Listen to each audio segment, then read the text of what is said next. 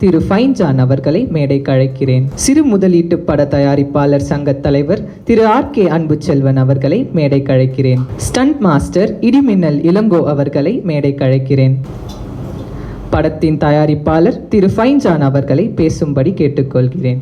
இங்கு மிருகங்கள் வாழும் இடம். இந்த படம் வந்து 2022 டிசம்பர் மாதம் ஆடியோ லான்ச் வச்சுருந்தோம்.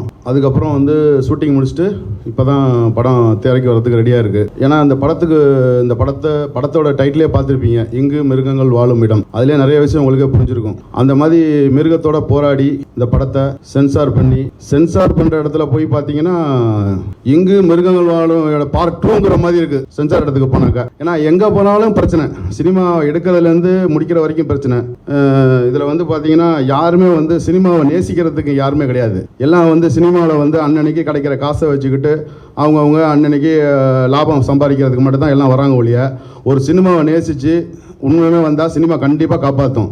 அப்படி சினிமாவை நேசித்து இருந்தவங்க தான் இன்றைக்கி சாதனையாளர்கள். சினிமாவில் இருக்க லெஜெண்ட்ஸ் எல்லாமே உண்மையாக சினிமா நேசித்தவங்க மட்டும்தான், யாரும் சினிமா ஏமாத்துறோம் கிடையாது. ஆனால் அவங்க பேரை சொல்லிக்கிட்டு நானும் அப்படி வருவேன் சினிமாவை ஏமாற்றிட்டு வாழ்ந்துட்டு இருக்காங்க. ஆனால் அப்படிப்பட்ட சினிமாவை எடுத்து சினிமா ஜெயிச்சு சரித்திரமே இல்லை. அவங்களும் குடும்பத்தை ஒழுங்காக பார்க்க மாட்டாங்க, சினிமாவையும் ஒழுங்காக நடத்த மாட்டாங்க. எல்லாமே தண்டை எடுத்தோம் தடியாள் மாதிரி எல்லாம் ஆளாளுக்கு நான் கேமரா பிடிச்சா கேமராமேன் வந்துடுறான், டேக் சொன்னாக்கா உடனே கிளாப்போட கிடையாது. இப்போ கிளாப்போடு சொன்னால் உடனே டைரக்டர் ஆயிடுறான். எல்லாமே அவன் உடனே டக்குன்னு எல்லாம் வந்துடுறாங்க. ஆனால் பார்த்தா ஒரு சினிமாவுக்கு அந்த சினிமாவில் இருக்க அந்த ஒரு கலை, அந்த ஒரு நேசிப்பு அது எதுவுமே கிடையாது. சினிமாவில் போனால் காசு கிடைக்கும், சினிமாவில் போனால் நம்ம பெரிய ஆளாயிடலாம், சினிமாவில் போனால் 4 பேர் நம்மளை செல்ஃபி எடுப்பான், அப்படி தான் சினிமாவுக்கு வரோம் இல்லையா. சினிமாங்கிறது ஒரு கலை. இப்போ எப்படி நம்ம ஒரு படிக்கிறப்ப ஒரு பிள்ளை வந்து மேக்ஸில் இன்ட்ரெஸ்ட்டாக இருக்கும், ஒரு பிள்ளை பார்த்தீங்கன்னா சயின்ஸில் இன்ட்ரெஸ்ட்டாக இருக்கும். அது என்ன காரணம் கேட்டால் அது வந்து ஒரு யாருமே வந்து சொல்லிக் கொடுக்கறது கிடையாது, இயற்கையாகவே அது அவங்களுக்குள்ளே இருக்கிறது. அதே மாதிரி தான் சினிமாவும் அந்த மாதிரி தான் வரும் கலை. அந்த கலை யாருக்கு இருக்கோ அவங்க தான் சினிமா காப்பாற்றும், அவங்க தான் சினிமா காப்பாற்ற போகிறாங்க. மித்தபடி எல்லாரும் வருவான், கோடிக்கணக்கான பேர் இன்னைக்கு இந்த சென்னையில் சுற்றிக்கிட்டே நடக்கணும். உலகம் ஃபுல்லாக சினிமா சுற்றிக்கிட்டு இருக்கான். ஆனால் 99% சினிமாவில் தர மாட்டான். அவன் வந்து புலப்பு தேடி வந்திருக்கான், சினிமாவில் கவனா காசு சம்பாதிக்கலாம்னு புலப்பு தேடி வந்திருக்கான். இல்லை சினிமா எடுத்த ஆசையாக வரவன்றது காசை ஆட்டையாக போலாம் வந்திருக்கான். இதுக்கு தான் சினிமாக்காரன் இருக்கான். அதனால சினிமா வந்து ரொம்ப நல்ல ஒரு அருமையான ஒரு உத்தமமான என்ன சொல்றது, ஒரு அற்புதமான ஒரு கலையான ஒரு சார்ந்த விஷயம். இது புனிதமான விஷயம். இந்த விஷயத்தை வந்து இதை களங்கப்படுத்திட்டு இருக்காங்க. அதுக்கு மீறி இந்த போராட்டத்தை மீறி சென்சாருக்கு போனாக்க, சென்சாரில் பார்த்தீங்கன்னா முத்துகிருஷ்ணன் ஒய்ஆர்ஓ முத்துகிருஷ்ணன் அவர் கேட்குறாரு பாருங்க கேள்வியை. அவர்லாம் எதுக்கு சென்சார் உட்காந்துருக்காருன்னு தெரியல சார். நான் சென்சாரை பார்த்து ஒன்று கேட்குறேன் சார். ஏன்னா அங்கே நான் ஆர்கியூமெண்ட் பண்ணி என்னால் தொண்டை தண்ணி தாங்க முடியல. அதனால தான் இப்போ உங்கள்கிட்ட வந்து நான் இருந்துட்டேன். ஏன்னா நீங்கள் தான் மக்கள்கிட்ட சேர்க்க போகிறீங்க. பத்திரிகையாளர் மட்டும்தான் ஒரு தனி மனிதனோட கருத்தை வந்து எல்லாத்தையும் கொண்டு போய் சேர்க்கிற சக்தி யாருக்குன்னா பத்திரிகையாளருக்கு மட்டும்தான். அதனால் அந்த பத்திரிகையாளர் நம்பி அதை சொல்கிறான்னு. அந்த ஏஆர்ஓ பார்த்தீங்கன்னா அவர் கேட்குறாரு ஒரு கேள்வி, என்னங்க இந்த படத்தை வந்து இப்படி எடுத்து வச்சிருக்கீங்க அப்படின்னு உங்களுக்கு நாங்கள் ஒரு முடிவு பண்ணியிருக்கோம் படம் பார்த்ததுக்கு, உங்களுக்கு ஏ சர்டிஃபிகேட் கொடுக்கலாம் அப்படின்னாங்க. ஏன் சர்டிஃபிகேட்டா, எதுக்கு ஏ சர்டிஃபிகேட் கொடுக்குறீங்க, இப்போ அப்படி என்ன இந்த படத்தில் வந்து உங்களுக்கு இப்போ தீவிரத்தகாத எடுத்து வச்சுருக்கோம். ஏஸ் ஃபுல்லாக ட்ரக்ஸாக இருக்குது சார், படத்தில் ஃபுல்லாக ட்ரக்ஸ் இருக்குது. ட்ரக்ஸ் இருந்தால் எப்படி இப்போ பார்த்து நிறைய பேர் கெட்டு போயிட மாட்டாங்களா அப்படின்னா எனக்கு ஒரு மாதிரி ஆயிடுச்சு. இப்போ சமீபத்தில் கூட இப்போ நியூஸ்ல பார்த்துருப்பீங்க, அதை நான் சொல்ல விட முடியாது. நியூஸ்ல இன்னைக்கு இப்போ பார்லிமெண்ட்ஸ்ல இப்போ ஓடிட்டு இருக்கு. இப்போ இந்த டைம்ல ஒரு ½ hour முன்னாடி ஓடிட்டு இருக்கு. ஒருத்தர் கைது பண்ணியிருக்காங்க, உங்களே பார்த்துருப்பீங்க. பாண்டிச்சேரி மேட்ரு. பாண்டிச்சேரி பாருங்க, ஒரு சின்ன வயசு ஒரு பொண்ணு வந்து கற்பழிச்சு கொண்டு போனாங்க. அது அந்த பொண்ணு சாகிறதுக்கு என்ன ரீசன் கூட தெரியாது. ஏன்னா அந்த பொண்ணுக்கு வந்து இந்த சின்ன பொண்ணை பார்த்து இது எது செய்யாத அதை செய்யாதுன்னு அப்படி சொல்லி வளர்க்குறவங்க எல்லாத்தையுமே ஒவ்வொரு பிள்ளைக்கும் ஒவ்வொன்றுக்கும் எல்லாத்துக்கும் இது தெரியப்படுத்தினாதான் இதனாலதான் நம்ம விளைவுகள் வரும், இதனால பிரச்சனைகள் வரும் அப்படிங்கிறது ஒவ்வொருத்தருக்கும் தெரிய வரும். இதை செய்யாத அதை காட்டாத, அந்த பிள்ளைகள் இதை கையாத இதை செய்யாத காட்டி அந்த பிள்ளைகளுக்கு ஒண்ணுமே தெரியாம வளர்த்து நம்ம நினைக்கிறோம் இந்த ட்ரிக்ஸ் இந்த சினிமாவில் காட்டுறதுனாலதான் இந்த நாடு சீரழிஞ்சு பண்ண நினைக்கிறோம். அப்படி பார்க்க போனா நம்ம நினைச்சா நம்ம இதை வந்து அரசாங்கமும் எவ்வளோ கண்ட்ரோல் பண்ணி எல்லா வேலையும் செய்யுது. ஆனா ஒரு தனி ஒரு மனிதனுக்கு ஒழுக்கம் இல்லாதனால இந்த ட்ரக்ஸ் வந்து அதிகமாக போயிட்டு இருக்கு. அந்த ட்ரக்ஸ்னால தான் இந்த விபச்சாரம், அந்த ட்ரக்ஸ் போய் மருங்க வைக்கிறதுனால தான் இந்த விபச்சாரங்கள் நடக்குது. ஒரு பிள்ளைய வளர்த்து அவங்க ஆளாக்கி அவங்க எவ்வளோ பெற்றவங்க எவ்வளோ கஷ்டப்பட்டு அந்த பிள்ளைய ஆளாக்கி அவங்க கல்யாணம் பண்ணி கொடுக்குற வரைக்கும் அவ்வளோ போராட்டம் இருக்குது. ஆனால் அதையும் மீறி இந்த ட்ரக்ஸ் வந்து எல்லாரும் இப்போ எங்கள் வீட்டில் வளர்க்குற மாதிரி தான் இன்னொரு வீட்லேயும் அந்த பொண்ணையும் பையனை வளர்ப்பாங்க. அவங்க வீட்டில் அந்த பையன் நல்ல பையனை தான் வளர்ப்பாங்க. அந்த ஒரு கேடு கட்ட அந்த ட்ரக்ஸ் தான் அவனை காலி பண்ணுது மூளையை. அந்த காலி பண்ணி என்ன பண்ணுது, அவனை எல்லாரும் செய்ய வச்சு என்ன பண்ணுது, தப்பு பண்ண வச்சிருது. அதனால யாரும் பாதிக்கப்படுறான், அந்த பையன் அதோட செஞ்சு ஜெயிலுக்கு போடுறான், இல்லை சாவுறான், அந்த சனியா இருக்குது எல்லாம் போகுது. ஆனா ஒரு பெத்த பொண்ணை செத்து போச்சுன்னா அந்த பொண்ணு ஒண்ணு இல்லைங்க, அந்த பாண்டிச்சேரியில் அந்த பொண்ணை பெத்த குடும்பத்துக்கு நீங்க எத்தனை லட்சம் வேணாலும் கொடுங்க, அரசாங்கம் கொடுக்க. ஆனா அந்த குடும்பத்துக்கு யாராவது ஒரு ஆறுதல் சொல்ல முடியுமா? அந்த புள்ளையோட இடத்தை யாராலும் புல பண்ண முடியுமா? யாராலும் புல பண்ண முடியும்? எத்தனை பேர் ஆறுதல் சொன்னாலும் அந்த புள்ளையோட இடத்தை யாருமே புல பண்ண முடியாதுங்க. இதுக்கு காரணம் வந்து ட்ரக்ஸ் தான். அது மாதிரி அந்த புள்ளைய இடத்தை யாருமே பூர்த்தி பண்ண முடியாது. அதுக்கு வந்து அரசாங்கம் தான் இதுக்கு ஒரு முற்றுப்புள்ளி வைக்கணும். அது அந்த மாதிரி செய்ய முடியாதனால அரசாங்கமும் எவ்வளோ பாடுபட்டு எல்லா வேலையும் செய்கிறாங்க. எவ்வளோ வழிகள் பச்சாலும் அதில் ஒரு லூப் லைன் வச்சு பண்ணிட்டு இருக்காங்க. இன்னைக்கு நாட்டை நியூஸ் நாடி பார்த்துட்டு இருக்கோம். அது மாதிரி நான் இந்த படம் வந்து எடுத்ததுக்கு மிகப்பெரிய காரணம் பார்த்தீங்கன்னா, இங்கு மிருகங்கள் வாழும் இடம். இதில் வந்து நிறைய பிரச்சனைகளை சொல்லி இந்த பெத்த பிள்ளைங்களுக்கு இந்த மாதிரி ஒரு அப்பா பொண்ணுங்களை எவ்வளோ கஷ்டப்பட்டு வளர்க்குறாங்க, ஒரு அம்மா இல்லைனா ஒரு அப்பா எவ்வளோ கஷ்டப்பட்டு வளர்ப்பாரு, இந்த மாதிரி இவ்வளோ போராட்டத்துக்கு முன்னாடி அந்த கொண்டு போகிற சூழ்நிலையில் இந்த மாதிரி தவறாக வீணாக போயிடக்கூடாதுன்ட்டு நம்மளால் முடிஞ்ச ஒரு கருத்து சொல்லுவோம். இது கமர்ஷியல் நோக்கத்தில் இல்லாமல் ஒரு கருத்தை சொல்லுவோம் அப்படின்னு எடுத்துகிட்டு போய் அங்கே போனாங்க. அங்கே போனால் இதை தூக்கு, அதை தூக்கு, இதை வைக்காத, அதை வைக்காத, இதை வைக்காத, இதை வைக்காத. ஏங்க ஒரு தேட்டருக்கு போகிறாங்க, தேட்டரில் போனால் UAA அப்படின்னு 3 போர்டு போட்டிருக்கான். இது யூன்னு பார்த்தீங்கன்னா இப்போ யார் வேணாலும் போகலாம், திறந்த வீட்டில் நாய் மாதிரி யார் வேணாலும் போகலாங்க. UA இதில் வந்து 18 வயசுக்கு மேலே வந்து 14 வயசுக்கு மேலே உள்ளவங்க போகலாம். வெறும் 14 வயசுக்கு மேலே உள்ளவங்க தான் போகணும் அப்படின்னு ஒவ்வொருத்தரும் கொடுத்துருக்கீங்க. ரைட்டு இருக்குன்னு சொல்ல. அதே மாதிரி சென்சாரில் ஒரு நோட்டீஸ் போட்டு இது அது மாதிரி படம் எடுங்க, இது அது மாதிரி படம் எடுங்க அப்படின்னு கொடுத்தா வேலை முடிச்சு போச்சுங்க. நீங்க எதுக்கு எல்லா படத்தையும் எடு, நீ கோடிக்கணக்கில் செலவு பண்ணி படத்தை போட்டு எடுத்துட்டு ஏற்கனவே இங்கு மிருகங்கள் வாழும் இடம் அவ்வளோ பிரச்சனையை போராடி ஒரு அங்கே கொண்டாடுறோம். அங்க இந்த மிருக சங்கத்த தலைவர் மாதிரி இருந்தீங்கன்னா நாங்க என்ன பண்ண முடியும்? அப்புறம் சினிமா எப்படிங்க வெளியே வரும்? சினிமா யாரும் பார்த்து போறா? இப்ப சினிமா அழிஞ்சு போட வேண்டியதுனா? ஏற்கனவே இங்க மிருகங்கள் வாழும் இடம். திருப்பியும் அதான் சொல்றேன். ஏன் அதை சொல்றேன் திருப்பியும்? ஏன்னா அவ்வளவு மிருகங்கள் வாழ்த்துட்டு இருக்கு. மனசாட்சியில இல்லாம சினிமா தொழில் அவ்வளவு மிருகங்கள் வாழ்ந்துட்டு இருக்குங்க. அந்த மிருகங்களுக்கு அறிவே இல்லை. அந்த மிருகங்கள்லாம் எதுக்கு வாழுமே தெரியல. இதுக்கு ஒரு முடிவு என்னன்னு தெரியல. இதை மீறி ஒரு போலீஸரை பணத்தை போட்டு அங்கே கொண்டு போய் அங்கே வைக்கிறான். அங்கே போனால் இந்த ஒரு பிரச்சனை. இது என்ன காரணம்? இதுக்கு யார் தான் முடிவு சொல்ல போறா? சொல்லி கொடுத்துருக்காங்க, மானியம் கிடையாது. ரைட்டு, மானியம் கிடையாதுங்க. அந்த கதையே சொல்ல விடாத. இந்த கதையில முக்கியமான கருத்து அதை கூட ஏங்க சொல்ல விட மாட்டேங்கிறீங்க? அப்புறம் எப்படி தான் எதுக்கு இந்த படம் எடுக்கிறது? இதை சொல்லாத, அது இல்லை சொன்னா கெட்டு போயிருமா? அப்படி கெட்டு போயிருனா எவ்வளோ பிரச்சனை. ஏன் உங்களால் சட்டம் உங்க கையில் இருக்குல்ல, எல்லாத்தையும் கண்ட்ரோல் பண்ண வேண்டியதுதானே? ஏன் கண்ட்ரோல் பண்ண மாட்டேங்கிறீங்க? உங்க கையில் இருக்குங்க எல்லாமே. அதை வச்சு அதை விட்டுட்டு இது பண்ணுது, அதை பண்ணுது, இதை பண்ணுது எல்லாத்தையும் வந்து எடுத்து போட்டால் அப்புறம் படம் எப்படி எடுப்பான்? அதனால மக்கள் எல்லாத்தையும் சொல்லிட்டேன். இந்த படம் வந்து ரொம்ப அவர் சொன்ன மாதிரி இந்த படத்தில் வந்து ட்ரக்ஸ் சீன் இருக்க தான் செய்யுது. அந்த ட்ரக்ஸ்னால வர பிரச்சனைகளை அழகாக விழிப்புணர்வு பண்ணி காட்டியிருக்கோம். இந்த படத்தில் ஒரு குடும்பத்தில் ஒரு அம்மா இல்லாமல் ஒரு அப்பா ஒரு பொண்ணை வளர்த்து அந்த பொண்ணை வந்து 4 பேர் சேர்ந்து கருப்பழிச்சு அந்த கஞ்சானால எல்லாம் சீரழிச்சு அந்த பசங்களோட வேலையை தான் இந்த மேலே சீரழிச்சு போகிறப்ப அந்த பொண்ணை அவங்க அப்பா எப்படி காப்பாற்றி அது செத்து போனதுக்கு அந்த பொண்ணை வளர்த்து அது கடைசியில் அந்த பொண்ணு செத்து போனதுக்கப்புறம் அவரோட மனநிலைமை எப்படி இருக்குன்னு தாங்க அந்த படம். இதாங்க அந்த படத்தோட கிளைமேக்ஸ். அந்த கிளைமேக்ஸ் போய் பாருங்க. அதுக்கப்புறம் நீங்க வந்து சொல்றீங்களா இந்த படத்துக்கு ஏ கொடுத்தது சரின்னு சொல்லுங்க, என்ன வேணாலும் பார்த்துக்கலாங்க. ஏன்னா அப்போதான் இந்த முத்துகிருஷ்ணருக்கு அவருக்கு தெரியுங்க.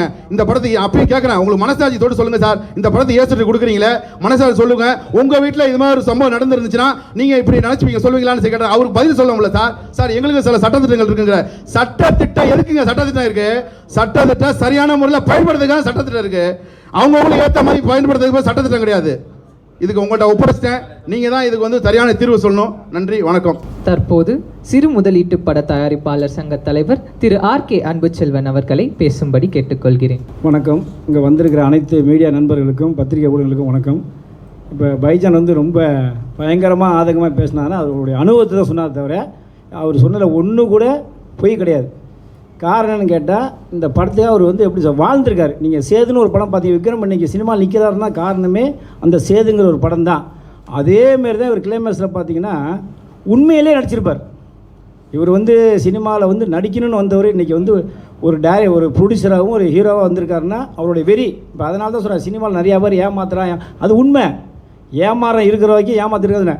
அது நான் சொன்னேன் சார்கிட்ட, நீ ஒன்றும் கவலைப்படாதீங்க, தமிழ்நாட்டில் பாதி பேர் மிருகமாக தான் வாழ்கிறான். ஏன்னா அவனுடைய வாழ்க்கையை மட்டும் தான் ஓட்டிகிட்டு இருக்கான். ஆனால் இவனும் கவலைப்பட சொல்லிட்டு இப்போ நம்ம வந்து இந்த மிருகம் ஒரு படத்தை வந்து பண்ணியிருக்கோம். நான் ஒரே ஒரு எக்ஸாம்பிள் சொல்கிறேன், உங்களுக்கெல்லாம் தெரியாது, ஏன்னா நீங்களாம் புதுசு. நான் வந்து 1991 என் ராசாவின் மனசுலேன்னு ஒரு படம், அந்த படத்தில் நான் ஒர்க் பண்ணேன். அதுக்கப்புறம் அரண்மனையில் ராஜகிரண், நான், வடிவேலு எல்லாம் ஒன்றாவே இருக்கும்போது அப்போ அரண்மனை ராசாவின் மனசில் படம் வந்து நல்ல ஓகோன்னு ஓடி போச்சு. ஓடி போனதுக்கப்புறம் பார்த்தீங்கன்னா அந்த படம் வந்து ஹிட் ஆனோடனே சரி ஆஃபீஸ்லாம் ரெடி பண்ணலாம். ஏன் இதை சொல்ல வரேன்னா, இவர் எந்த அளவுக்கு சினிமா நேசிக்கிறாங்க அந்த ஒரு கதையை சொல்ல வரேன். அப்போ ஆஃபீஸில் பெயிண்ட் அடிக்கணும் அப்படின்னு சொல்லும்போது அப்போ நான் வடிவெல்லாம் சேர்ந்து அடிக்கும்போது ராஜீவன் சார் தம்பி சொன்னார் ஒரு பெயிண்ட் கடை பண்ணேன். அப்போ பார்த்தீங்கன்னா 91 பார்த்தீங்கன்னா அந்த north Usman road Ilaiyaraaja sir கூட இப்போ ஆஃபீஸ் போட்டுக்காரில் கூட அந்த இதில் வந்து தான் பெயிண்ட் கடை இருக்கும். நான் அப்படியே நடந்து வந்துருந்தேன். வந்துருக்கும் பார்த்தீங்கன்னா நெல்லை ஆடிவர்ஸ்னு ஒன்று இருந்துச்சு. அந்த நெல்லை ஆடிவர்ஸ்னு பார்த்தீங்கன்னா பெயிண்ட் விசாரிக்க போகிறேன். அப்போ சன் டிவி கலாநிதி மாறன் உங்களுக்கு எல்லோரும் தெரியும். அன்றைக்கி எப்படி இருந்தாங்கிறத நான் சொல்ல வரேன். ஏன்னா இன்றைக்கி கலாநிதி மாறன் வந்து இன்றைக்கி உலகத்தில் அவரை விட ஒரு சாதனை நீ கிடையாது. காரணம் என்ன, ஒரு வளர்ச்சி தான் சொல்ல வரேன். நீ யாரும் தப்பாக இது நினச்சிக்காதீங்க. இன்றைக்கி கலாநிதி மாறன் வந்து இந்த அளவுக்கு இருக்காருன்னா அவரோட உழைப்பு, அவர் சினிமா நேசித்த ஒன்று தான். நீ உலகம் முழுக்க சன் டிவின்னு தெரிய ஆளே கிடையாது. ஏன்னா அன்றைக்கி பார்த்தீங்கன்னா அந்த அதில் வந்து அவர் தான் முரசொலியோடைய எம்டி மாதிரி இன்சார்ஜ். முரசொலியில் வந்து அவர் இருக்கார். அந்த குங்குமம்னு ஒரு பத்திரிக்கை இருக்குது, அதையும் அவர் தான் நிர்வாகம் பண்ணார். அப்போ நான் அந்த கடையில் பெயிண்ட் வாங்கியிருக்காங்க, முரசொலியோடைய இதில் வந்து பெயிண்ட் வாங்கி அடிக்கிறதுக்காக ரெடி பண்ணுறாங்க. அதில் ஒரு 5000 ரூபா பெண்டிங். இது வந்து உண்மை சத்தியம். அது நெல்லை ஆர்வசனவங்க கீழே கிடக்கிறவங்க ராஜீவன் சார் ஊர். அப்போ என்னன்னா நாங்கள் பெயிண்டிங்கெல்லாம் வாங்கி எல்லாம் அடிக்கும்போது அந்த பையன் சின்ன பையன் இப்போ இந்த ஆங்கர் பண்ணுற அந்த மாதிரி பையன் அவனுக்கு தெரியல. அவன் என்ன சொல்கிறான், கலாநிதி மாறன் சார் 5000 ரூபா பெயிண்ட் காசு கொடுக்கல, அப்பப்போ ஓடி போயிடாருன்றான். யாருக்கா தெரியுமா? எனக்கு என்னட்டு சொல்கிறான். நான் அப்போ நாங்கள் இருக்கும்போது சொல்கிறான், என்ன யானை இல்லை சார் அந்த பையன் தெரியல, கலாநிதி மாறன் இருக்கிறதில்ல, அவர் பிஸியாக அப்போ சண்டின்னு ஆரம்பிக்கிறாங்க. அப்போ தான் ஆரம்பிக்கிற ஸ்டேஜ் சொல்கிறாங்க. அப்போ நாங்களாம் சொல்கிறோம், அவர்லாம் பெரிய ஆள்ரா, அவர் இல்லை சார் 5000 ரூபா தரல அப்படின்னா. அப்போ இன்றைக்கி இதே கலாநிதி மாறன் சொல்ல முடியுமா? இன்றைக்கி இந்தியாவில் இல்லை, இன்றைக்கி தமிழ்நாட்டில் உள்ள 234 எம்எல்ஏ இன்றைக்கி நினச்சி 5 செகண்டில் வாங்கி முதலமைச்சர் ஆக முடியும். நீ கலாநிதி மாறனில் ஏன் நான் 544 எம்பியை வாங்க முடியும். அப்பேற்பட்ட உழைப்பில் வந்தது தான் நீ கலாநிதி மாறன். ஏன் சொன்னால் நான் கண்கொள்ளதான் பார்த்தேன் அந்த பையனை சொன்னான். அப்போ நாங்கள் இன்றைக்கி நீ உங்கள் இன்னொன்று பேசுகிறேன்னா உழைப்பு ஒன்று தான் வேணும். அதேமாரி தான் இவர் வந்து மேலே வரணும். ஆனால் நான் எப்படியா சினிமாவில் ஏதாவது ஒன்று பண்ணணும். நடிக்க வந்தவர் தான் ஆக்சுவலாக அவர். நடிக்க வந்து எல்லா பக்கம் ஏமாந்துருக்காரு. நிறைய பேர்கிட்ட வந்து நடிக்கலாம் வந்து மெட்ராஸ் வந்து ஏமாந்து போனதுக்கு அப்புறம் தான் அது சார் நானே சொந்தமாக ஒரு படம் எடுக்கணும் அப்படிங்கும்போது இதுக்கு நிறையா பேர் ஏமாற்றிட்டாங்க. இதுக்கு நான் நிறையா ஃபைட் பண்ணியிருக்கேன். இது டைரக்டர் கூட சரியான முறையில் சப்போர்ட் பண்ணல, கேமராமேன் சப்போர்ட் பண்ணல, எல்லா வழியும் சப்போர்ட் பண்ணல. இன்றைக்கி படம் வந்து நிற்கிது மிருகம் வாழ்னா மெயினு காரணம் அவரோட ஒண்டியான தனி முயற்சியாலையும் என்னோட சப்போர்ட்லேருந்து வந்து உங்களுக்கு இன்னும் பேசுகிறோம். இது வந்து என்னோட சார் வந்து என் கூட பிறந்த அண்ணன் மாதிரி என் கூட இருந்து, இது ஒரு சங்க தலைவர்னு மாதிரி இல்லை, என் கூட பிறந்த அண்ணமாக இருந்து எவ்வளோ பிரச்சனை வந்துச்சு, எல்லா பிரச்சனையும் கூட இருந்து சப்போர்ட் பண்ணி இன்ன வரைக்கும் என்னை வந்து இதை எப்படியாவது நல்லபடியாக கொண்டாந்து என்னை முழு மூச்சா என்னை வீட்டில் ஒருத்தர் மாதிரி என்னை இன்ன வரைக்கும் அண்ணன் வந்து போட்டிருக்காரு. என்னோட உயிர் இருக்கிற வரைக்கும் இவருக்கு நான் என்றைக்கும் கடமைப்பட்டவனாக இருப்பேன். ஏன் சொல்ல வரேன்னா நான் எல்லாரையும் பார்த்து வந்தேன். ஏன்னா நான் சினிமாவில் வந்து நான் 35 வருஷம் இருக்கேன்னா நான் ஆக்சுவலாக சிந்தாமணி முருகேசன்லேருந்து எல்லாரையும் பார்த்து வந்து தான் நான் உங்களுக்கு நினைக்கிறேன். பொய் சொல்லணும்னு அவசியம் இல்லை, பொய் சொல்ல மாட்டேன். இன்னைக்கு இளையராஜா மியூசிக் ஆஃபீஸ் பக்கத்தில் அந்த நெல்லையோடு செஞ்சு ஏன் சொல்லனா ஒவ்வொருத்தரும் வந்து அந்த உழைப்பு முயற்சி வெட்டி இருந்தால் கலாநிதி மாதிரி 100 பேர் வரலாம். அதேமாதிரி தான் இன்றைக்கி பைஜான் வந்து இன்றைக்கி மிருகங்கள் வாழுங்கிற ஒரு படத்தை மிகப்பெரிய படமாக எடுத்து இன்றைக்கி நம்ம நேராக பார்த்தா அவர் நடிப்பு வெறி, அதேமாரி ஒவ்வொருத்தவங்களும் அந்த வெறி இருந்தால் தான் வெற்றி வர முடியும். இன்னொன்று என்னென்னா இந்த மிருகங்கள் வர 26 ரிலீஸ் ஆகுது. இந்த படத்தை நீங்கள் நல்லா சப்போர்ட் பண்ண காரணம் என்னென்னா இவரை மாரி ஒவ்வொருத்தரும் மேலே வந்தால் தான் சினிமா நல்லாயிருக்கும். உங்களுடைய முயற்சி இன்னும் மேலே வருங்கிறது தெரிஞ்சு இந்த படம் மிகப்பெரிய வெற்றி அடையணும். தற்போது ஸ்டண்ட் மாஸ்டர் இடிமின்னல் இளங்கோ அவர்களை பேசும்படி கேட்டுக்கொள்கிறேன். இங்கே வந்திருக்கோம் பெரியவங்க எல்லாருக்கும் நான் வணக்கத்தை தெரிந்து கொள்கிறேன். நான் வந்து சார் கூட வந்து சென்சார் ஆஃபீஸ் போயிருந்தோம். என்னென்னா இந்த படத்துக்கு போய்ட்டு சர்டிஃபிகேட் கொடுக்கும்போது பார்த்தீங்கன்னா எனக்கே வந்து அவ்வளோ டென்ஷன் ஆச்சு. என்ன சார் நம்ம படத்தை வந்து அந்தளவுக்கு சர்டிஃபிகேட் கொடுக்குற அளவுக்கு அந்தளவுக்கு இல்லையே, இந்த படத்துக்கு போய் இப்படி கொடுத்துருக்காங்களேன்னு சொல்லி ரொம்ப கஷ்டமாக இருந்துச்சு. ஏன்னா படம் பாருங்கள், அந்த படத்தில் வந்து சர்டிஃபிகேட்டுக்கும் அந்த படத்துக்கும் சம்மந்தமே இல்லை. அப்படியேப்பட்ட படம் இது வந்து ஃபேமிலியோட வந்து பார்க்க வேண்டிய படம் இது. இந்த படத்தில் போய் சர்டிஃபிகேட் கொடுத்துருக்காங்களே அப்படின்னு சொன்னால் அவங்க சில இதெல்லாம் வந்து இதெல்லாம் தூக்கணும் கொள்ளணும் அப்படின்னு சொன்னால் இல்லை, படத்துக்கு மெயினே அதுதான், அதை எப்படி பண்ண முடியும்னு எவ்வளோ போராடினாரு, எவ்வளோ இது பண்ணார், ஆனால் முடியல. அவ்வளோ இதாக இருந்துச்சு. ஏன்னா இந்த படத்துக்கு வந்து அவ்வளோ கஷ்டப்பட்டு அவ்வளோ இது பண்ணியிருக்காங்க. என்னென்னா ஃபைட்டு வந்து ரொம்ப ரிஸ்க்கான ஜாப்பு தான் ஃபைட்டு. ஆனால் இவரை பொறுத்த வரைக்கும் ஃபைட் பண்ணும்போது வந்து ரொம்ப கேஷுவலாக பண்ணார், ரொம்ப ஈஸியாக பண்ணார். அந்த ஃபைட்டு பார்த்தீங்கன்னா ஒரே ஃபைட்டு தான் படத்தில். அந்த ஒரு ஃபைட்டுமே வந்து பேசப்படுற அளவுக்கு நல்லா வந்திருக்கு. எல்லாமே அவர் உழைப்பு தான். அதுக்கடுத்து பார்த்தீங்கன்னா லாஸ்ட்டு கிளைமேக்ஸு, அந்த கிளைமேக்ஸ் என்னென்னா குப்பைமேடு எல்லாம் பண்ணி கிண்ணி மாடு கீடு ஒரு மாதிரியே கலேஜியாக ஒரு மாதிரியாக இருக்குது. அந்த இடத்துல போய் நான் நடிக்கிறேன், இந்த இடத்துல நான் நடிக்கிறேன்னு சொல்லிட்டு நடித்து அன்றைக்கி ஃபுல்லாக அவர் வந்து சாப்பிடவே இல்லை. அன்றைக்கி ஃபுல்லாக நாங்களே வந்து யாருமே சாப்பிட்டா அந்த இடம் வந்து ஒரு வாமிட் வர மாதிரி இருக்குது. அந்த இதில் போய் நடித்து இது எப்படின்னா நான் நடிக்கணும், அந்த எப்படின்னா அந்த படத்தை வந்து வெளில நான் நடித்து நான் பெரிய ஆள் ஆகணும் அப்படின்னு சொல்லிட்டு ரொம்ப ஆர்வமாக ரொம்ப இன்ட்ரெஸ்ட் எடுத்து பயங்கரமாக பண்ணார். எங்களுக்கே சொன்னோம், என்ன சார் இங்கே இருக்கக்கூட முடியலையே, நிற்கக்கூட முடியல, இதில் போயிட்டு உருள்றீங்க பிறல்றீங்க, எப்படி சார் இவ்வளோ தாங்குறீங்க அப்படின்னா, இல்லை மாஸ்டர் நான் ஜெயிக்கணும் அப்படின்னு சொல்லிட்டு இந்த படத்தில் வந்து இந்த படத்தில் மெயின் கிளைமேக்ஸ் தான். இந்த கிளைமேக்ஸ் வந்து யாராக இருந்தாலும் சரி கண்டிப்பாக இது கிளைமேக்ஸ் பார்த்துட்டு எல்லாருமே வந்துடுவாங்க. சார் வந்து இந்த கிளைமேக்ஸில் வந்து அவ்வளோ அற்புதமாக நல்லா நடிச்சிருக்காரு இந்த இதில். அதுக்கடுத்து பார்த்தீங்கன்னா ஒரு மாதம் அது பண்ணது அவருக்கு ஒரு மாதமாக பார்த்தீங்கன்னா அவருக்கு உடம்பு சரியாமல் போயிடுச்சு, எவ்வளோ பிரச்சனைலாம் வந்துச்சு, அதெல்லாம் தாங்கிக்கிட்டு இன்றைக்கி அந்த படத்தை அவருக்கு அந்த கிளைமேக்ஸ் பார்த்து எல்லாருமே அவரை பற்றி சொல்லும்போது அவருக்கு ரொம்ப சந்தோஷமாச்சு. கண்டிப்பாக இந்த கிளைமேக்ஸ் முடிச்சுட்டு வந்து ஒரு மாதம் எனக்கு வந்து ஓப்பனாக சொல்கிறேன், நீங்கள் ஏத்தாப்பில் உட்காந்துருங்க, பத்திரிகையாளர் மட்டும் இல்லை, எனக்கு சகோதர சகோதரிகள் தான். எனக்கு யூரினை போலங்க, அந்த குப்பை தொட்டியில் பண்ண இன்ஃபெக்ஷன் ஆகி எனக்கு யூரினை போல. நான் ஹாஸ்பிட்டலில் போயிட்டு எனக்கு கிட்னிலாம் ஃபெயிலியர் ஆயிடுச்சு அவ்வளோதான் அப்படிங்கிற மாதிரி சொல்லிட்டாங்க. இது வரைக்கும் இப்போ என் ஏத்தாப்பில் என்னோடய நண்பர் வந்திருக்காரு, எனக்கு ரொம்ப உயிர் நண்பர், எனக்கு எந்த இருந்தாலும் சப்போர்ட் பண்ணுவார், ராஜாங்கன பேர் வந்திருக்காரு. அவரு கூட இது எனக்கு தெரியாது. நான் பர்சனலாக போய் ஹாஸ்பிட்டலில் போய் பட்டு 2 கிட்னி ஃபெயிலியர் கண்டிஷனுக்கு போயிடுச்சு, எனக்கு இன்ஃபெக்ஷன் த்ரோட்டு ஃபுல்லாக ஆயிடுச்சு அப்படின்னாங்க. நான் அப்போ கூட என்ன சொன்னாங்க, அவ்வளோதானே நான் சினிமாவில் சாதிக்காமல் சாக மாட்டேன் டாக்டர்னு வெளியே வந்துட்டேன். இது வரைக்கும் எனக்கு ஒன்றுமே ஆகலைங்க. என் கலைத்தை என்றைக்குமே நான் காப்பாற்றுவாங்க. இதே சினிமாவில் நான் நல்ல ஒரு சிறந்த நடிகராக வளர்கிற வரைக்கும் எனக்கு சாவே கிடையாதுங்க. அப்புறம் 2014 என்னோடய படம் என்னஞ்ச தொட்டாயின்னு படம். ஏன் அதை நான் சொல்லணும் மெயினாக அதை பேசின உடனே சினிமா வந்து நல்லா இருக்குங்க. ஒன்றும் இல்லை, இப்போ சன் டிவி வந்து 2014 தான் மோடி எலெக்ஷன் அப்போ ஜெயிக்கிற அன்றைக்கி தமிழ்நாட்டில் எந்த படம் ரிலீஸ் ஆகல, என்னோடய படம் மட்டும்தான் ஒரே படம் ரிலீஸ் ஆச்சு தமிழ்நாட்டில். படம் பேர் என்னஞ்ச தொட்டாயே. அந்த படம் ரிலீஸ் பண்ணி ஓடிட்டுருக்கேன். படம் வந்து ஓடும்போது எனக்கு வந்து பெருசாக வரலை அப்படிங்கிறதுனால அது கடைக்கு போ அப்படின்னு சொல்லிட்டு நான் படம் ரிலீஸ் பண்ணிட்டு சாந்தி தேட்ரு, உதயம் தேட்ரு, ஆகஸ்தியா, பிவிஆர்லாம் ரிலீஸ் பண்ணிட்டு ஒன்றும் பெருசாக வளசல் வரல, வந்துட்டு சொல்லி போயிட்டேன். அப்போ எனக்கு சன் டிவிலேருந்து ஃபோன் பண்ணாங்க. அதை நான் மெயினாக அதை அவங்க சொல்லணும் தான் அதை போட்டேன். சன் டிவிலேருந்து ஃபோன் பண்ணுறாங்க. அப்போ பட்டினப்பாக்கம் ஆஃபீஸு ஃபோன் பண்ணி இதுமாரி நாங்கள் சன் டிவிலேருந்து பேசுகிறோம், உங்களுடைய கண்டென்ட் வேணும், நாங்கள் வந்து டாப் 10 போடணும்னு. நான் தாங்க படம் ஓடல ஒன்றும் இல்லை அப்படி சொல்லிட்டு விட்டேன். அப்போ இல்லைங்க எனக்கு தெரியல, இல்லை நீங்கள் கொண்டு வாங்க நாங்களே பார்த்துக்குறோம் அப்படி சொல்லிட்டாங்க. அப்போ என்னோடய படத்துக்கு பிடிச்ச என்னோடய ஒய்ஃபு, சரி 2 பேரும் இங்கேருந்து போகிறோம் சன் டிவிக்கு. ஏன் சொல்ல வரேன்னா, படம் நல்லா இருக்குது, படம் நல்லா வாங்குவாங்க, நம்ம முன்ன படத்தை ஒழுங்காக எடுக்கணும். இந்த சொன்னார் பார்த்தீங்களா, இவர் நல்லா நடித்தார், இவர் செலவு பண்ணல பண்ணார், சரியான முறையில் டைரக்டர் படம் பண்ணலைன்னா அந்த படத்தில் மேக்கிங் இல்லை, கண்டென்ட் இல்லை சொல்லி இது பண்ணுறாங்க. அப்போ நான் இங்கேருந்து நேராக சன் டிவியில் போய் 9ஆம் மாடி போகிறோம். 9ஆம் போய் கூப்பிட்டு போய் பார்த்தா என்னோடய படத்தை பார்த்தாங்க. படத்தெல்லாம் பார்த்துட்டு எக்ஸ்டி இல்லை அப்படின்னாங்க. நான் தான் இங்கே படமே அந்த அளவுக்கு பெருசாக சொல்லிட்டு விட்டேன். ஏன்னா அது ஒரு ஏமாற்றிட்டாங்க, ஒருத்தர் ஹெல்ப் பண்ணுறாங்க முடியலங்கிறதுனால செஞ்சோன்னே சரி சன் டிவிலே ஃபோன் பண்ணி சொல்லி இங்கே கொண்டு போய் என்னோடய ஆர்டிஸ்ட் கொடுத்தேன். ஆர்டிஸ்க்கு போட்டு பார்த்துட்டு ஹெச்டி குவாலிட்டி இல்லை சார், பரவாயில்ல நீங்களே ரெடி பண்ணுங்க அப்படின்னு. அதுக்கு ஒரு 25,000 ஆகணும், பரவாயில்ல அப்படி சொல்லி கொடுத்து அங்கேருந்து கொடுத்து படத்தை பார்த்துட்டு அதுக்கப்புறம் அவங்க மூலியமாக வேறு ஃப்ரெண்ட் பண்ணால் ஜேடியில் உடனே படத்தை விற்றுட்டேன். ஏன் இதை நான் சொல்கிறேன்னா, சினிமா எல்லா சேனலுமே படத்தை வாங்குவாங்க, எல்லா சேனலுமே ஆள் இருக்குது. ஏன் இப்போ நான் ஒன்றும் இல்லை, எனக்கு படம் நல்லா கொடுத்தா சன் டிவியில் நானே நேரடியாகவே போய் சன் டிவியில் பேசி எங்கள் சங்கத்து மூலம் எல்லா படத்தையும் விற்க முடியும். எங்காலும் என்ன பண்ணுறாங்க ஒரு தப்புன்னா, இப்போ இவர் மாதிரி பாருங்கள், ஹீரோவாக நினச்சாரு பிடிச்சனா, அவரே டேரக்டர்ன்றாரு, அவரே பிடிச்சங்கிறாரு, அவரே நடிகர்ன்றாரு, அவரே எல்லாமே எடிட்டர் கன்வீனர் எல்லாருமே டிஆர் மாரி வர முடியுமா? அதுதான் நான் இப்போ சொன்னேன். என்கிட்ட இப்போ வந்து பார்த்தீங்கன்னா இப்போ 900க்கு மேலே என்னோடய ப்ரொடியூசரில் 40-50 படத்துக்கு மேலே ஷூட்டிங் போயிட்டுருக்கு. படத்தை தெளிவாக எடுக்க மாட்டேங்கிறாங்க. அது ஒன்று தான் நான் வருத்தப்படுறேன், வேறு ஒன்றுமே இல்லை. எல்லாருமே தயாரிப்பாளர் தவிர எல்லாருமே நல்லா இருக்காங்க. படம் எடுக்கிற ப்ரொடியூசரை தவிர இப்போ எல்லாருமே நல்லா இருக்காங்க. காரணம் என்னன்னு கேட்டால், இவங்க தெளிவாக முடிவு பண்ணி ஒரு படத்தை எடுக்கிறது இல்லை.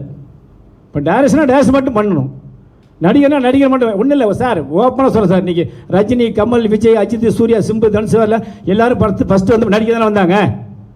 அதுக்கப்புறம் 10 படம் பண்ணி அனுபவப்படுத்தினா அவங்க டைரக்ட் பண்ணாங்க. நம்மளால நேராக ஸ்ட்ரெயிட்டாக எல்லாரும் பண்ணுன்றாங்க. நான் ஓப்பனாக சொல்கிறேன், இது உண்மையாக சொல்கிறது. எம்ஜிஆர் வரைக்குமே பல படம் நடிச்சு அதுக்கப்புறம் சொந்தமாக ஒரு வருஷத்துக்கு அவர் டைரக்ஷன் பண்ணார். அதுமாரி யார் வேணால் எடுத்துக்கிறீங்க. பாரதிராஜா சார் என்ன பண்ணார், அவர் நடிக்க வந்தவர் தான், அவரும் பல படம் எடுத்துட்டு தான் அதுக்கப்புறம் அவர் கல்லு குளிக்கிற ஹீரோ நடித்தார். அதுமாதிரி அனுபவம் இல்லாமல் நிறைய பேர் படம் பண்ண போகிறாங்க. அது ஒன்று தான். நான் தயாரிப்பாளர் சங்க தலைவராக இருக்கிறதுனாலும் சரி, 24 கிராஃப்ட் தலைவராக இருக்கிறதுனால தான் நான் தெளிவாக சொல்லேன். ஏன்னா எல்லாத்துக்குமே நான் சப்போர்ட் பண்ணுறேன். வெறும் ஒரு 5000 இருந்தால் போதும், நாங்கள் இறங்கி வேலை செய்கிறோம். அது நடிகராக இருந்தாலும் சரி, கேமராமேன் இருந்தாலும் சரி, டெக்னீஷியன், எந்த ஒரு இதாக இருந்தாலும் யூனிட் இறங்கி வேலை செய்கிறோம். நீங்கள் நல்லா வாங்க, அனுபவத்தோடு வாங்க. உங்களுக்கு சினிமா இனிமேல் யாராலும் அழிக்க முடியும். ஏன்னா உங்களுக்கு வந்து இன்றைக்கி பல மாதிரியான தொழில் சங்கம் மாரி இன்றைக்கி நீ பெப்சி ஒன்று தான் கிடையாது. இன்றைக்கி 1008 சங்கம் வந்துச்சு. நீ தமிழ்நாட்டில் எடுத்தால் தொழிலாளர் சங்கம் லட்சக்கணக்கில் இருக்குது, லட்சக்கணக்கான அரசியல் கட்சி இருக்குது. நீ இந்தியா முழுக்க மாரி தொழில் ரீதியில் நம்ம இன்றைக்கி வளர்ச்சி யாராலையும் ஒன்றுமே அழிக்க. இன்றைக்கி நீங்கள் அத்தனை பேருமே செல்லில் இருக்கீங்க, அத்தனை பேருமே ஒரு உலகத்தில் அத்தனை ஒரு நிமிஷத்தில் கல்லில் பார்க்குறீங்க. அப்படிங்கும்போது சினிமா நல்லா இருக்குது, அது முறையாக பண்ணணும். அதுக்காக தான் சொல்கிறேன், சினிமா நல்லா இருக்குது. நீங்கள் படம் நல்லா எடுத்துகிட்டு வாங்க. எந்த சேனல் தான் நான் பேசி வாங்கி தரேன், விற்று தரேன், ரீல்ஸ் பண்ணி தர சொல்கிறேன். காரணம் எல்லாமே என்கிட்ட பேசுகிறேன். ஏன் அவ்வளோ பேர் சன் டிவி எனக்கு ஃபோன் பண்ணி கூப்பிட்டு நான் போய் வேலை இருக்கும்போது மற்ற எந்த டிவிலாம் நம்மளால் பேச முடியாது, எல்லா டிவியும் பேசலாம். நீங்கள் படம் நல்லா இருந்தால் நாங்கள் வாங்கிக்கிறோம் சொல்கிறாங்க, கண்டென்ட் நல்லா இருந்தால் நாங்கள் வாங்கிக்கிறோம். எங்களுக்கு ஆர்டிஸ்ட் வேலையில் எங்களுக்கு வந்து மேக்கிங் நல்லா இருக்கும் அப்படின்னு தான் சொல்கிறாங்க. நன்றி, வணக்கம். அதாவது பிரச்சனைனா பார்த்தீங்கன்னா இது இண்டிவிஜுவலாக ஒரு பிரச்சனை நம்ம சொல்ல முடியாது. இப்போ நான் வந்து அந்த பிரச்சனையை சொல்கிறதுக்கு நான் இங்கே வரல. நான் வந்து என்னோடய படத்தை ப்ரொமோட் பண்ணுறதுக்கு தான் இங்கே வந்திருக்கேன். நான் வந்து இப்போ ஒரு ஸ்டேஷனில் வந்து குற்றவாளிகள் சொல்லுவாங்களே அந்த மாதிரி. ஏன்னா இது இப்போ ஏன் சென்சார் விஷயத்தை சொல்கிறேன் அப்படின்னாக்கா, சென்சார் விஷயத்தை நான் உங்கள்கிட்ட தான் சொல்ல முடியும். ஆனால் இந்த விஷயத்தை வந்து நான் இண்டிவிஜுவலாக அவங்கள்ட்ட சில மத கருத்துக்கள் படித்து நான் அவங்கள அதை சரி பண்ணி அதுலேருந்து போராடி நான் வெளியே வந்துட்டேன். அதுக்கப்புறம் அவங்க கேரியரை வந்து நான் கெடுத்துக்க விரும்பலை. ஏன்னா அவங்க வந்து தவறு பண்ணிட்டாங்க. இப்போ நான் சொல்கிறது மூலயமா அவங்க திருந்திட்டு ஏன்னா இப்போ நான் பேர் இவெல்லாம் சொன்னாங்கன்னா அவங்க கண்டிப்பாக அவங்க கேரியர் காலியாயிரும். அந்த இடத்துக்கு நான் இங்கே வரல. நான் நடிக்கணும், அதுக்கு மட்டும் தான் இங்கே வந்திருக்கேன். நல்லா நடிக்கணும் ஆகணும், என்னோட ஆசை தான். நான் இங்கே யாரையும் பழி வாங்கவோ சண்டை போடுறதுக்கோ யாருக்கும் நீங்கள் வரல. இல்லை அவர் வந்து எல்லாத்தையும் என்கிட்ட குறைய சொல்லிட்டாரு. அதை நான் பேசி எல்லாத்தையுமே டேரக்டர் எல்லாரையும் கூப்பிட்டு பேசி போன்லேயே பேசி அவர் படம் ப்ரொடியூசர் ஒன்று தெரிஞ்சுங்க. இன்றைக்கி நான் ஓப்பனாக சொன்னேன், ஒரு படம் போகிற ப்ரொடியூசர் தான் முதலாளி. அவர் சொல்கிற அவர் கீழே அத்தனையுமே தொழிலாளி. காரணம்னா அவர் இல்லைன்னு நம்ம இல்லை, அது தெரிஞ்சுக்காமல் அந்த பையன் பேசி அதுக்கப்புறம் நான் சமாதானம் பண்ணி உனக்கு டைரக்டருங்க பேரை போடுவாங்க, அவர் தான் பிடிச்சாரு, அவர் தான் ஹீரோ, அவன் வேலை போகிறேன் சரி ஒதுக்கி போயிட்டாப்புல. அதுக்கப்புறம் இது வரைக்கும் ஒரு ஃபோன் கூட பண்ணல, பேசலை. அதேமாரி சென்சார் பற்றி சொன்னார் பைஜானே. சென்சார்னு ஒரு புக்கு இருக்குது, அது என்கிட்ட இருக்குது, சங்கத்தில் இருக்குது. அது சில பேர் வந்து அதை படிக்கலை. ஆனால் இவர் வந்து ஆதங்கம் வந்து என்னன்னா, இவர் படம் முடிச்சுட்டு டேரக்டர் எல்லாமே முடிட்டார். இவர் வந்து மேக்ஸிமம் இவர் என்ன யாருன்னே தெரியாமல் இருந்தார். இவர் வந்து என்னை வந்து பார்க்கவே இல்லை, டைரக்டராக எல்லாமே பண்ணி கொடுத்தான். எல்லாமே அவன் பண்ணி கொடுத்து கடைசியில் இந்த பிரச்சனை இருந்த அப்புறம் தான் சார் நான் வந்து தப்பு பண்ணிட்டேன், நான் நேராக உங்களை முன்னே வந்து பார்த்துருந்தாரு. அதனால் சென்சார் போடுங்கன்னு அந்த புக்கு இருக்குது, சென்சாரில் இப்படி தான் எடுக்கணும் கட்டு இருக்குது, எல்லாமே அந்த புக்கு மாரி கொடுத்துரு. எனக்கே புக்கு நிறையா இருக்குது, அதையும் உங்களுக்கு டவுட்னா கூட என்னோட ஆஃபீஸில் வந்து அந்த புக்கை வந்து பார்த்து இது பண்ணிக்கலாம். இவர் இன்னுமே அடுத்தடுத்து இவர் படத்தில் ஒன்று நடிக்க வைக்கக்கூடிய என்ன வேலையோ அதை பண்ணணும். அதேமாரி வந்து என்ன கேட்டிங்கன்னா, இந்த படத்தோடைய மிகப்பெரிய வெற்றி காரணமே என்னென்னா இவர் தான், இவரோட உழைப்பு தான். நீங்கள் எவ்வளோ செலவு பண்ணி எடுத்துருக்காரு அப்படிங்கிறது அவரோட மனசாக தெரியும். அதனால் எல்லோரும் சப்போர்ட் பண்ணுவோம். அவர் இன்னும் என்னென்ன கேள்வி வருமோ அந்த பிரச்சனையை விட்டுருங்க, பிரச்சனை நான் தீர்த்து வச்சிட்டேன். ஆமாம்,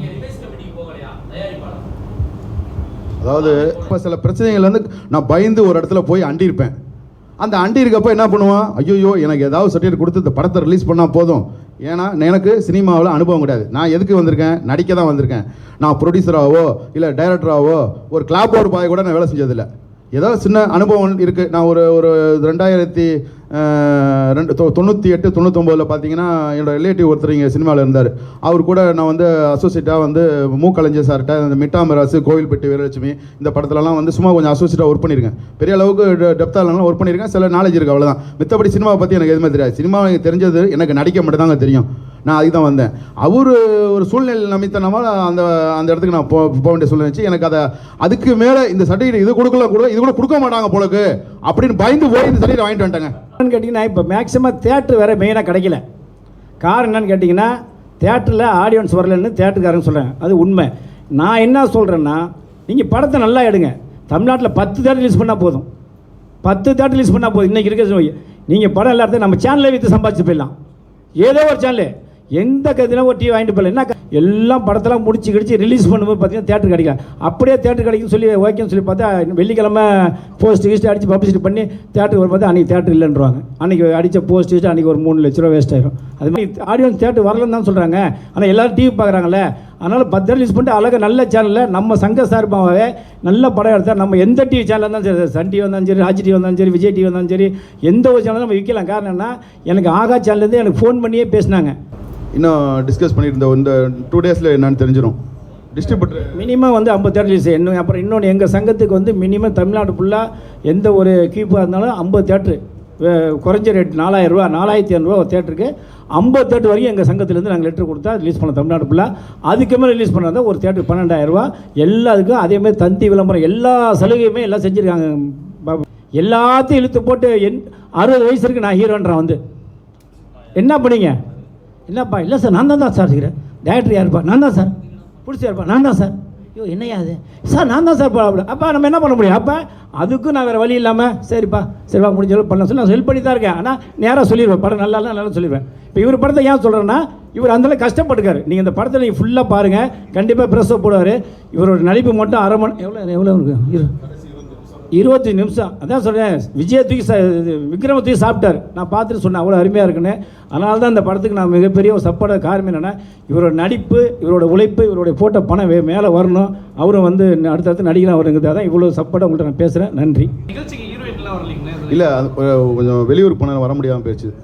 மலையாளி அந்த பொண்ணு, இந்த விஷு ப்ராப்ளத்தெல்லாம் வர முடியல போயிடுச்சு. இல்லை, சின்ன படத்துக்கு கதாநாயகி வரல நான் ஒத்துக்க மாட்டேன். அதெல்லாம் போய் நீங்கள் பெரிய ஹீரோட்ட சொல்லுங்கள், நான் ஏற்றுவேன். எங்கள் படம் யார் வரலைனாலும் நான் கூப்பிட்டு திட்டியாவது வர வைப்பேன். வரியா இல்லையான்னு கேட்டால் வந்துடுவாங்க. அது ஒத்துக்க மாட்டேன் மணி. அது சொல்ல, சிறு படத்துக்கு எந்த ஹீரோனையும் வரலன்னு சொல்லவே மாட்டாங்க. எங்களால் பட்ஜெட் இல்லைன்னா கூப்பிட்டு வர முடியாது, அவ்வளோதான். நான் அதெல்லாம் வர சொல்லுவேன். அதனால் நான் இல்லை, நான் சொல்லிடுறேன். எங்கள் சிறு படத்தில் யாருமே வரமாட்டேன்னு சொல்ல மாட்டேன். காரணம்னு கேட்டால் எல்லாத்தையும் தெளிவாக தான் இருக்கும். வரலையும் நாங்களே ஒரு ஃபோன் பட்டால் வந்துடும். இருந்தாலும் பெரிய ஹீரோனிலாம் வரலங்கிறது ஏற்கனவே ராஜெல்லாம் பேசியிருக்காரு, நிறையா திட்டியிருக்காரு. ஆனால் இவங்க ஹீரோனி வரலங்கிறது அவர் தெளிவாக சொல்லுவார்.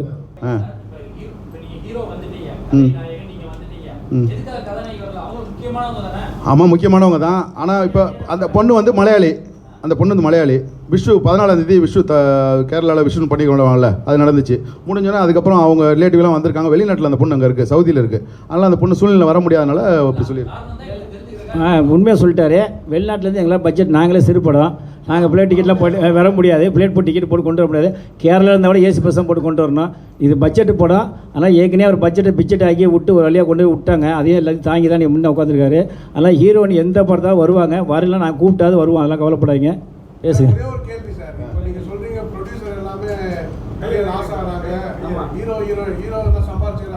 ஆமாம்,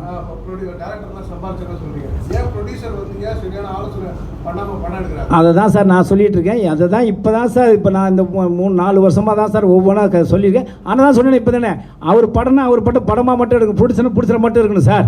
இல்லையே, அவரே டேரக்டர்ன்றாரு, அவரே பிடிச்சன்றாரு, அவரே ஹீரோன்றாரு. தெரியாதுன்னா பணம் இருக்குல்ல, பணம் வச்சிருக்கல, அது எப்படி 4 பேர் கேட்கணும்ல. பொண்டாட்டி பிள்ளை விட்டு படம் எடுத்து வரும்போது அனுபவம் இல்லை வர கேட்கணும்ல. இல்லை ஏதாவது ஒரு நான் தான் கேட்க யாராவது ஒரு ஆள் கேட்டு எடுத்தால் அந்த பிடிச்ச தப்பிக்கலாம் சார். எதுவுமே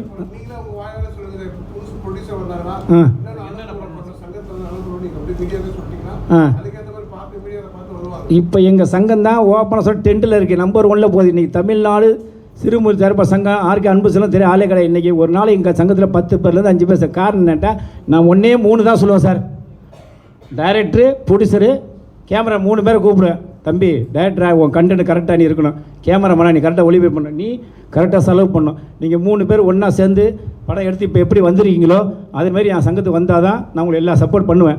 நீங்கள் 3 பேர் இப்போ வந்துட்டு அந்தாண்ட போய் சண்டை போட்டு வந்தீங்கன்னா நான் சப்போர்ட் பண்ண மாட்டேன். ஏன்னா நீங்கள் 3 பேருமே சரியா இல்லைன்னா அதை நான் ஒன்றும் சப்போர்ட் பண்ண சொல்லி தான் அனுப்புகிறேன். இப்போ இந்த நிமிஷம் நீ காலோட வந்து 3 ஜாயின் பண்ணாங்க, இதுதான் சொல்லி அனுப்பிச்சேன். அதுமாரி 3 பேர் ஒத்திமாக இருந்தால் தான் அந்த படம் வெளியே வரும். இவங்க ஒத்திமாக இருந்து எங்களை சங்கத்தை நாடி கேட்டாங்கன்னா படம் நல்லாயிருக்கும், போட்ட காசாக வரும்.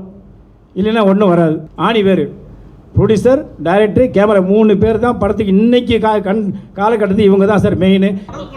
நீங்கள் ஒன்றும் இல்லை, நீங்கள் யூடியூப்பில் என்னோடய வெப்சைட்டை யூடியூப்பில் அடிச்சிங்கனாலே வந்துடும். தமிழ்நாடு சிறுமுறை தரப்பு சங்கம் அடிச்சினாலே என்னுடைய சங்கம் வந்துடும். இல்லைன்னா டிடிஎஸ் எம்டிஎஸ்னு போட்டு அடிச்சு எப்படி அடிச்சா என்னெல்லாம் தட்டினால வந்து இல்லை யார் உங்கள் சினிமா இப்போ நீங்கள் எல்லாம் மீடியா இந்த சங்கம் எங்கே கேட்டாலும் தெரிஞ்சிடும். கேட்க நேரம் அடிச்சிங்கன்னா வந்துடும்.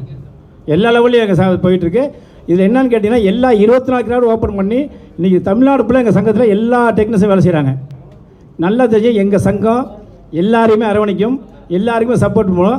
ஆனால் எங்கள் சங்கத்தை யாராவது எய்த்து நின்னா நாங்கள் விட மாட்டோம். ஏன்னா நாங்கள் இறங்கி அடிப்போம். என்ன காரணம் கேட்டால் இன்றைக்கி தமிழ்நாட்டில் பொறுத்த வரைக்கும் எந்த ஒரு தொழில் சங்கத்துக்கும் நான் தான் இருக்கணும் நீ தான் இருக்கணும்னு கிடையாது. அதுமாதிரி இதில் யாருமாலும் கடலில் முத்து எடுக்கலாம், யாருமாலும் மேலே வரலாம்.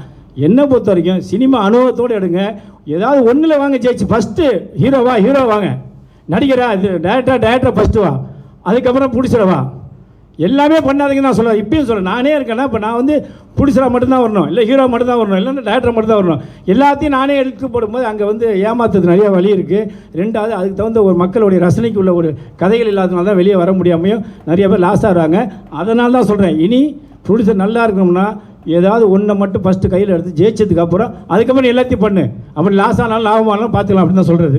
இப்போ இந்த ஒன்றும் இல்லை, இப்போ பாருங்கள், ஒரு ஒன்லி நடிக்க வந்தவர் தான் இன்றைக்கி அவரே சொந்தமாக செலவு பண்ணி அவரே ஒரு டேரக்டர் போட்டு ப்ரொடியூசராக இருக்கார், நடிகராக இருக்கார். இந்த மாதிரி வா அவரோட கனவு. அதுமாதிரி ஒன்றுமே இல்லாமல் நான் வரேன்னு சொல்லியிருந்தேன் என்ன பண்ண முடியும்? பணம் இருந்தால் எல்லாத்தையும் சாய்ச்சிட முடியுமா? சொல்லுங்கள் சார். ஹீரோ சார், இப்போ உங்கள் படத்துக்கு வந்து ட்ரக்ஸ் யூஸ் பண்ணதுனால ஏ சர்டிஃபிகேட் கொடுத்ததா சொன்னீங்க. பெரிய படங்கள்லாம் ட்ரக்ஸு கெட்ட வார்த்தை ஃபுல்லாக யூஸ் பண்ணியிருக்காங்க, அதுக்கே யூஏ தான் கொடுத்துருக்காங்க. அப்போ பெரிய படம் பெரிய ஹீரோக்கு மட்டும் ஓரவஞ்சனை பண்ணுறாங்கன்னு சொல்கிறீங்க. அதை நான் சொல்ல முடியாது சார். அது சென்சார் அது சொன்னார், இப்போ முத்துகிருஷ்ணன் சார் தான் சொல்லணும். அவ்வளோ பிரச்சனையாக கொடுத்துட்டாங்க. ஆமாம், இதை அவர் தான் சொல்லணும். இதை நான் அவர்கிட்ட கேட்டேன். நான் இதை கேட்டேன், அவருக்கு எப்படி புரியுன்னா ரொம்ப காரஞ்சரமாக நடந்துச்சு. அவங்க இதில் வந்து நான் எந்திரிச்சு ஆக்ரோஷமாலாம் பேசினேன். அவங்க வந்து நான் பேசுனதை ஒரு கொஞ்சம் கூட சட்டை கூட பண்ணல. அவங்க எங்களுக்கும் சில சட்டத்திட்டம் இருக்குது சார், அவ்வளோதான், அப்படி தான் சொன்னாங்க ஒழியா அந்த சட்டத்திட்டங்கள் தான் என்ன அப்படிங்கிறது எனக்கு ஒன்றும் புரியல. அது சட்டத்திட்டங்கள் தான் என்னன்னு தெரியல, எனக்கு அது புரியல. அது அவங்களுக்கு சொன்னாலும் அவங்க புரிய மாட்டேங்குது, அவங்களுக்கு அது ஒன்றுமே புரிய மாட்டேங்குது. அப்போ உங்களுக்கே புரியுது என்ன நடக்குது அப்படின்ட்டு. இதை வந்து நம்ம பப்ளிக்காக வந்து நம்ம யாரையும் குறித்து சொல்ல முடியாது. இப்போ அது வந்து அவங்க அங்கே போய் எப்படி அவங்க அணுகுமுறை எப்படியோ அந்த அணுகுமுறையில் அவங்க பேசியிருக்கலாம். நமக்கு அந்த அணுகுமுறை எக்ஸ்பீரியன்ஸ் கம்மியாக இருந்ததுனால நம்ம அவங்கள்ட்ட எப்படி அது வேறு ஏதாவது சம்திங் அது எனக்கு தெரியல. எனக்கு நான் புதுசாக பண்ணனால எனக்கு அது தெரியல. ஒரு ஃபியூச்சரில் நான் போகிறப்ப எனக்கும் அந்த மாதிரிலாம் புத்தி தெரிய வருமா என்னான்னு எனக்கும் தெரியல. அது காலங்கள் போகிறத பொறுத்து தான். ஏன்னா இங்கு மிருகங்கள் வாழும் இடம், திருப்பி சொல்கிறேன். ஏன்னா இங்கு மிருகங்கள் வாழும் இடத்துல நான் லைஃப்பில் வந்து நான் வயசில் கற்றுக்கதெல்லாம் எல்லாமே இந்த 1.5 வருஷத்தில் இங்கு மிருகங்கள் வாழும் இடத்துல கற்றுக்கிட்டேன். எதை கற்றுக்கிட்டேன்னு இல்லையோ, யார் எப்படி ப்ராடு பண்ணுவான், யார் என்னென்னலாம் தப்பு பண்ணுவான், எங்கெங்கெல்லாம் உட்காந்து தப்பு பண்ணுவான் அப்படிங்கிறத கற்றுக்கிட்டேன். கற்றுக்கிட்டேன் இல்லை, பார்த்து தெரிஞ்சுக்கிட்டேன். அதனால் பார்த்து தெரிஞ்சுக்கிட்டேன் எப்படி இருக்குன்னு பார்த்து. இன்னுமே இதை இதை எப்படி கற்றுக்கிட்டு என்னன்னா இதை பார்த்து என்ன தெரிஞ்சுக்கிட்டேன்னா, இன்னுமே இந்த மாதிரி ஆளுங்கள்ட்ட நம்ம எப்படி காட்டுக்குள்ளே போகிறப்ப, இப்போ வீட்டுக்குள்ளே ஒரு பள்ளி இருக்கும், கரப்பாம்பூச்சி இருக்கும், அதுக்கு ஒரு குச்சி வச்சுருப்போம், ஒரு செருப்பு வச்சுருப்போம். ஆனால் காட்டுக்குள்ளே போகிறப்ப, வேட்டைக்கு போகிறப்ப நம்ம ஒரு கடப்பாரை, ஒரு துப்பாக்கி, இந்த மாதிரி ஒரு 5 ஐட்டம் எடுத்துகிட்டு போவோம்ல. அது மாதிரி நான் அந்த படத்துக்கு கிளம்புறப்ப கொஞ்சம் ஃபஸ்ட்டு ஆரம்பத்திலே 2 டேரக்டர் இருந்தாங்க. அவங்க பேரை ஓப்பனாக சொல்லிடுறேன். இப்போ நான் சொல்லிடுறேன், அவங்க கேரியர் லாஸ் ஆனாலும் பரவாயில்ல. ஒருத்தர் பேர் வந்து ஐயந்துரை அவர் பேர், இன்னொருத்தர் பேர் வந்து விஜய் கார்த்திக். 2 பேர். அவங்க 2 பேருமே சீட்டிங் சங்க தலைவர்கள். அவங்க 2 பேருமே அவங்க வந்து இதுவரைக்கும் அவங்கள நான் வந்து என்னை சீட்டிங் பண்ணோன்னா அவங்க 2 பேர்த்தையும் நான் கடைசியாக சொன்ன வார்த்தை என்னென்னா, இந்த ஜென்மத்தில் என்னை திரும்பி பார்க்காதீங்க, இதோட போயிடுவோம், அப்படியே போயிடுவோம். அதுக்காக அவங்க அவ்வளோ பெரிய ஒருத்தான ஆள் இல்லை எனக்கு. அந்த அவங்கள மைண்டில் ஒரு புழு மாதிரி இருக்கு அவங்கள நினச்சிட்டாவே. அந்தளவு கேவலமான மனிதர்கள். அந்த மிருகத்திலேருந்து வெளியே வந்து விழுந்துன்னா இங்கே ஒரு பெரிய மிருக கூட்டமே பார்த்த போது அது மாதிரி நிறையா கற்றுக்கிட்டேன். அதனால் நிறைய விஷயம் தெரிஞ்சுக்கிட்டேன். இதுமாதிரி இதை வச்சு நான் சினிமாவில் இப்போ நெக்ஸ்ட்டு பிரயாணம் பண்ணுறதுக்கு இது நல்ல எனக்கு ஒரு பாடமாக இருக்குது. இதை வச்சு நான் பயன்படுத்திட்டு இன்னுமே இது மாதிரி திருப்பி நான் வந்து இந்த மாதிரி மேடையில் உட்காந்து நான் இந்த மாதிரி எனக்கு பண்ணுறதுக்கு சொல்கிறதுக்கு நான் இல்லாமல் நான் தயாராக என்னை கரெக்ட் பண்ணி வாழ்கிறதுக்கு நான் தகுதியாக கற்றுக்கிட்டேன். தேங்க்யூ. ஒன்றும் இல்லை, மிருகங்க இது எனக்கு வந்து ஒரு ஏ சர்டி சொல்கிறாரு. எனக்கு ஒரு சின்ன இது என்னென்னா டைட்டில் பிரச்சனை நிறையா வருது. காரணம் என்னன்னு கேட்டிங்கன்னா, ஒரு 6 மாதத்துக்கு முன்னாடி நாயடி அப்படின்னு ஒரு பேர் வச்சுருந்தாங்க. நாயடின்னு வைக்கக்கூடாது சொல்லி திருப்பி வந்து நாயாடின்னு ஒன்று வச்சாங்க. அதான் நிறைய அதுமாரி வருது. அதனால் ஒரு சமயம் இங்கே மிருகங்கள் வாழ இடம், இப்போ இந்தியாவே மிருகங்கள் வாழ மாரி ஆகியிருக்குமா அப்படிங்கிறது என்னுடைய தனிப்பட்ட கருத்து. காரணம் என்ன, ஆக்சுவலாக இப்போ முக்கால்வாசி பேர் மிருகமாக தான் வாழ்ந்துருக்காங்க. தமிழ்நாட்டில் இந்தியா முழுக்க தன்னோட சூழல் தான் வாழ்கிறாங்க. ஆனால் அது ஒரு பக்கம் இருக்குமாங்கிறது என்னுடைய தனிப்பட்ட கருத்து. சொல்ல முடியாது. அதனால டைட்டில் இருக்கிற வச்சதுனால கூட இருக்கலாம், இல்லை அதிகமாக பிளட் கிளட்டு வந்ததுனால கூட இருக்கும் ஏ சர்டிஃபிகேட்டு. பட் எப்படி இருந்தாலும் படம் ஓடணும், அவ்வளோதான். என்னை பொறுத்த வரைக்கும் பைஜான் ஜெயிக்கணும், அடுத்தடுத்து படங்களை அவர் நடிச்சுட்டே வரணும். சார் ஒன்று சொல்லிடுறேன் சார், இந்த எனக்கு சொல்கிறதுக்கு வேறு இடம் தெரியல, இந்த இடம் தான் சரியான இடம். இந்த இடம் சரியாக பயன்படுத்திற வார்த்தை சொல்லிடுறேன். தயவுசெய்து சினிமா வந்து ஒரு உன்னதமான ஒரு இடம். இந்த இடத்த வந்து தாயோட கற்பை வந்து யாராவது நம்ம அசிங்கப்படுத்தினா சும்மா இருப்போமா? அது மாதிரி இந்த கலைத்தாயை உண்மையுமே நேசிச்சவங்க மட்டும் சினிமாவுக்கு வாங்க. வேறு யாரும் தயவுசெய்து சினிமாவுக்கு வராதீங்க. சூப்பர், ரொம்ப அருமையான கருத்து. இதை தான் நான்லாம் வந்து கேட்குறேன். ஏன்னா ஒவ்வொரு மனிதனுமே கனவுல வர்றவங்கள சினிமான்னு தான் வந்து ஜெயிக்கணும் வர்றோம். அதில் 10 பேரில் ஒரு ஆள் ஜெயிக்கிறான், 10 பேர் 9 பேர் கஷ்டப்படுறான். அந்த கஷ்டம் இல்லாமல் இருக்கிறது அந்த சினிமா. எல்லாருமே ஜெயிக்கணும். நன்றி, வணக்கம்.